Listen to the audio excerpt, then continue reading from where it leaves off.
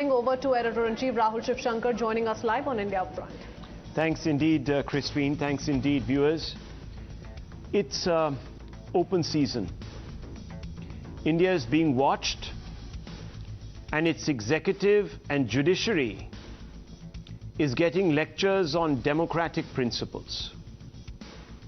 After the United States, where the courts have robbed half its citizenry rights over their bodies and hate is shot out of a barrel of a gun, it's Germany, yes, Germany, that is teaching India how to run its affairs so as to uphold constitutionalism.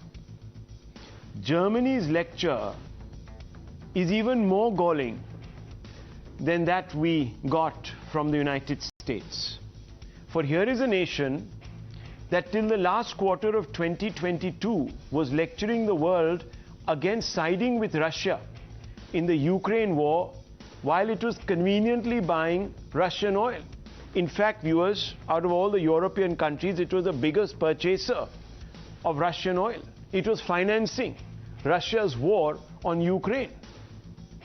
Now it claims it has ended its dependence, but has replaced Russian oil with Kazakh oil. Yes, viewers, it is buying oil from Kazakhstan that has one of the world's worst human rights records and where authoritarianism has been a norm. Now, all this is happening, according to some observers and many within the BJP, because Rahul Gandhi had recently implored the West, particularly the United States and European powers, to criticize India's alleged slide into autocracy under PM Modi. He had said, and viewers, I'll play that out in just a few moments. He had said that he was shocked that the United States and Europe as a whole were not commenting on this. But first listen, viewers, to the German Foreign Ministry and then the US State Department spokesperson. Listen in closely. Wir haben das erstinstanzliche Urteil gegen den indischen Oppositionspolitiker Rahul Gandhi zur Kenntnis genommen, ebenso wie die Suspendierung seines Parlamentsmandats. Nach unserer Kenntnis stehen Herrn Gandhi gegen das Urteil Rechtsmittel offen. Dann wird sich zeigen, ob dieses Urteil Bestand hat und ob die Voraussetzung für die Suspendierung des Mandats überhaupt gegeben ist. Wir erwarten, dass die Standards in Bezug auf die Unabhängigkeit der Justiz und demokratische Grundprinzipien auch für das Verfahren gegen Rahul Gandhi gelten. Respect for the rule of law and judicial independence is a cornerstone of any democracy, and we're watching Mr. Gandhi's case in Indian courts, and we engage with the government of India on our shared commitment to democratic values, including, of course, freedom of expression. In our engagements with our Indian partners, we continue to highlight the importance of democratic principles and the protection of human rights, including freedom of expression, as a key to strengthening both our democracies. Now you heard the Germans, viewers. This is what they said. We have taken note of the verdict of first instance against the Indian opposition politician Rahul Gandhi, as well as the suspension of his parliamentary mandate. And then he goes on to say, or she goes on to say, Annalena Baerbock, we expect that the standards of judicial independence and fundamental democratic principles will equally apply to the proceedings against Rahul Gandhi. Viewers, has India ever taken a position like this?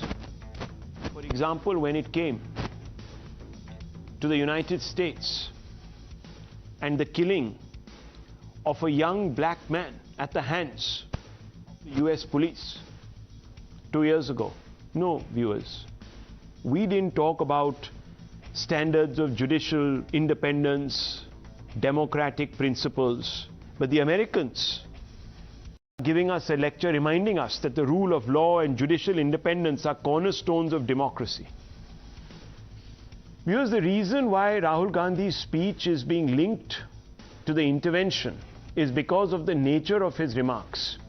And those remarks he made a few weeks ago in the UK. Listen in to those remarks. How would you react if something, a structure, a institution, a government, a parliament, a judiciary, a judicial system, a judicial 3.5 times Europe suddenly went non-democratic. Right? That's happened already. That's not something that is going to happen in the future. That's already happened. But there's no reaction. And if we're talking about Europe, that's the thing that shocks me. There's no reaction. Right? And of course, there are reasons for there not being a reaction. There is sort of trade and there's money and stuff like that. But Indian democracy is a public good. And if you're looking at the democratic structure, it is the single most important public good. Well, viewers, the Congress party couldn't be more delighted. In fact, it's come out and expressed its happiness and it's welcomed the German intervention. And let me tell you what Digvijay Singh has said. He said, "Thank you, Germany Foreign Affairs Ministry, for taking note. Democracy compromised through Rahul's persecution." That's what he said. Of course, he was immediately then challenged by Nirmala Sitharaman, Union Finance Minister, who said MOU with Communist Party of China with opaque contents, plead for help to change government when abroad, thank them when help forthcoming, any more proof needed. I suppose she is saying that is any more proof needed that Congress is being supported by a foreign hand, and so forth. Viewers, there are other Congress leaders who came out. Some of them were also happy that the world's media is writing about all of this. Others said that, look, the onus now is on the center to respond to Germany and United States. Listen into some of these other Congress reactions that have come in. Media from all over the world, they are writing against this sentence against Rahul Gandhi. Bharatiya Janata Party should learn a lesson from this. So many leaders of BJP are raising questions against us, why they are protesting, काले कपड़े क्यों पहन रहे हैं. They should go through the statement of these leaders, world leaders. ये तो सरकार को जवाब देना चाहिए. सरकार के संबंध होते हैं, हमारी एम्बेसी है और सरकार के संबंध होते हैं, और सरकार जर्मनी के साथ और यूरोप के और जितने देश हैं उनके साथ हमारे देश के अच्छे संबंध हैं. तो वहां पर अगर कोई ऐसी प्रतिक्रिया करता है, ऐसा प्रश्न उठाता है, तो उसका जवाब हम कैसे देंगे? उसका जवाब तो सरकार को देना चाहिए. There is a man who has fled this country, who is in the middle of several controversies. He sits in foreign land and he is speaking in a democratic semblance, in a democratic system. He is speaking against a political leader like Rahul Gandhi. He is threatening him. What action is Kiran Rijiju willing to take? Viewers, has the present crop of Congress leaders forgotten its own history? That's the fundamental question. At one time, the Congress was not just suspicious, but totally allergic to the idea of any foreign interference in India's internal affairs. In fact, on numerous occasions, since right after independence, the Congress has accused foreign players of trying to destabilize India, especially when Congress prime ministers were facing domestic challenges. Now, contrast this with the Congress under Rahul's influence, where it actively solicits foreign help to fight its battles here against Modi's BJP and the Prime Minister himself. Let me take you over some of these instances, viewers, and let's show you what I mean. Let's first talk about Indira Gandhi. In 1976, when the emergency was in full force, she warned foreign powers, do not interfere in India's affairs. We don't care for their criticism. This was all in an interview, viewers. Certain foreign powers always belittle India's achievements, belittle Aryabhatta and Pokhran nuclear test. Now, viewers, the Congress and the Chinese Communist Party signed an MOU, very opaque, no one knows what it's about. It's never been made public. This happened in 2008. And at that time, viewers, the number 2 most important man in China was Xi Jinping, who is today, of course, an authoritarian leader of China. Look at Jawaharlal Nehru. Because he came up with the Panchsheel Treaty, where it was clearly written in, locked in. There can be no stability unless all aggression, all imperialist domination, forced interference in other nations' affairs end completely. It's completely against the idea of any power interfering in any other nation. And now, viewers, you look at Rahul Gandhi. He told a US envoy in 2009, and this all appeared in WikiLeaks cables. And the reason those cables can't be dismissed is because America has been waging a campaign to get hold of the person who published those WikiLeaks cables, because, viewers, he was accused of divulging national secrets. So obviously, these have not been denied. So what did Rahul Gandhi tell this US envoy? He said, growth of radicalized Hindu groups more concerning than Lashkar-e-Toiba backing the Muslim community. Radicalized Hindu groups create religious tensions and political confrontations.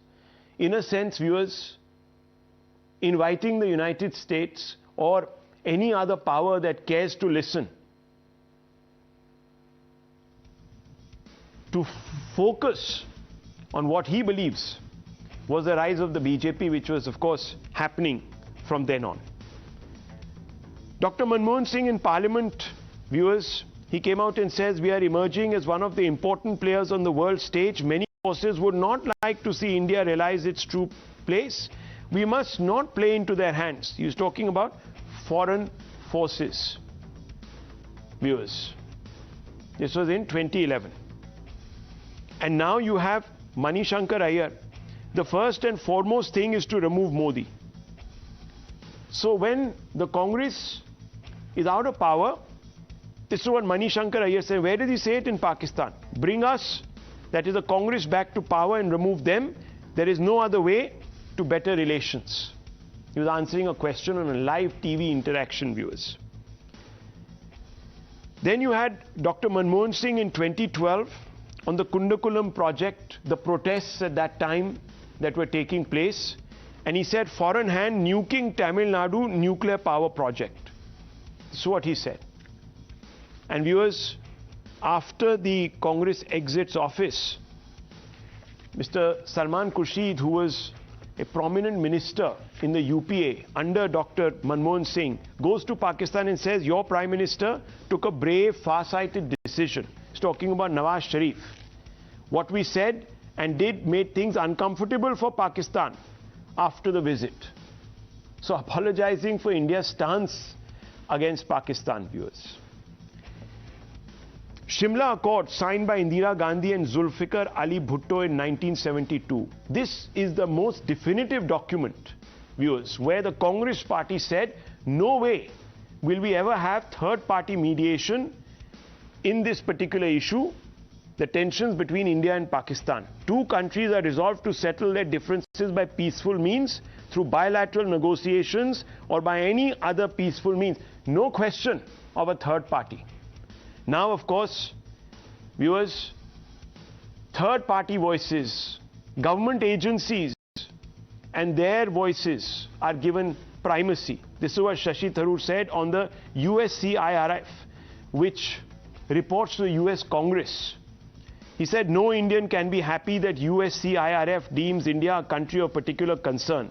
NRIs welcomed it and appealed to GOI to curb acts of incitement and social boycotts. The USCIRF had said that our democratic credentials had been shaken, viewers, and we were becoming a peculiarly communal country with a communal polity. All that is now lapped up by the Congress. It's the same Congress, viewers, just that its DNA seems to have changed. And let's open this up, because a few days back the Prime Minister warned that as the polls draw closer, desperate opponents will clutch every straw to try to destabilize, weaken India so that it reflects poorly upon him. Let's play out that, in fact, that soundbite from the Prime Minister. Do we have it ready? We can play it out. Okay, let's play it. Thank you. इसलिए आज भारत को रोकने के लिए हमारी इस नींव पर चोट की जा रही है, संवैधानिक संस्थाओं पर प्रहार किया जा रहा है, उन्हें बदनाम करने का अभियान छेड़ा जा रहा है। उनकी क्रेडिबिलिटी, उनकी विश्वसनीयता खत्म करने की साजिश की जा रही है। जो लोग भ्रष्टाचार में लिप्त हैं, उन पर जब एजेंसियां कार्रवाई करती हैं तो एजेंसियों पर हमला किया जाता है। जब कोर्ट कोई फैसला सुनाता है तो कोर्ट पर सवाल उठाए जाते हैं।